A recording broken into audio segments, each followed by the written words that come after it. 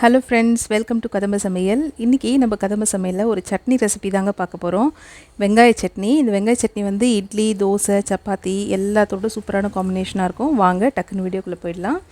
இப்போ அடுப்பு வந்து ஒரு வானல் வச்சுக்கிட்டேன். அதில் 1 டேபிள் ஸ்பூன் மல்லி, அதோட 2 டேபிள் ஸ்பூன் தோல் இல்லாத உளுந்தம்பருப்பு, அது கூட ஒரு அரை டீஸ்பூன் மிளகு, இதோட ஒரு 6-7 குண்டு மிளகாய். இந்த குண்டு மிளகாய் வந்து காரம் மீடியமாக தான் இருக்கும். காரம் சேர்த்து வேணும்னு நினைக்கிறவங்க உங்கள் காரத்துக்கு ஏற்ற மாதிரி மிளகாவை கூடவோ குறைச்சவோ நீங்கள் சேர்த்துக்கலாம். சேர்த்து இது எல்லாமே நல்லா ட்ரை ரோஸ்ட் பண்ணுங்கள். பாருங்கள், நல்ல கலர் மாதிரி வாசனை வந்துருச்சு.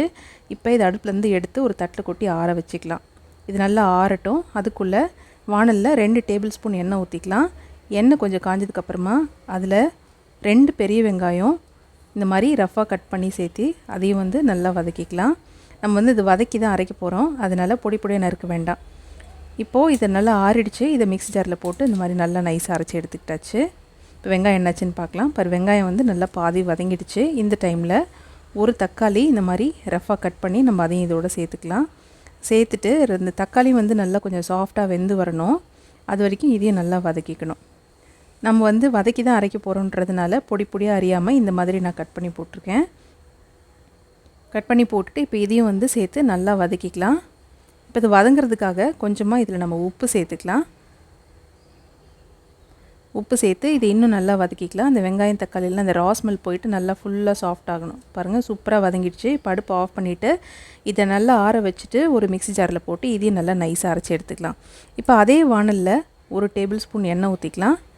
எண்ணெய் கொஞ்சம் காஞ்சதும் கொஞ்சம் கடுகு போட்டு தாளிச்சிக்கோங்க. கடுகு வெடிச்சு வந்ததுக்கப்புறமா ஒரு 2 கொத்து கருவேப்பிலை, அதில் நம்ம அரைச்சி வச்சுருந்த இந்த வெங்காயம் தக்காளியை சேர்த்துக்கலாம். சேர்த்து நல்லா வதக்கிக்கோங்க. கொஞ்சமாக ஜார்லேருந்து தண்ணி ஊற்றி அலசி ஊற்றிக்கிறேன். இது நல்லா கொஞ்சம் கொதி வர ஆரம்பிச்சதுக்கப்புறம் ஏற்கனவே நம்ம வறுத்து பொடி பண்ணி வச்சுருக்கோம் இல்லையா, அதை நம்ம இதில் சேர்த்துக்கலாம். சேர்த்து இதையும் வந்து நல்லா பிரட்டி விட்டுக்கோங்க. இப்போ இதில் நல்ல வாசனை வரும்.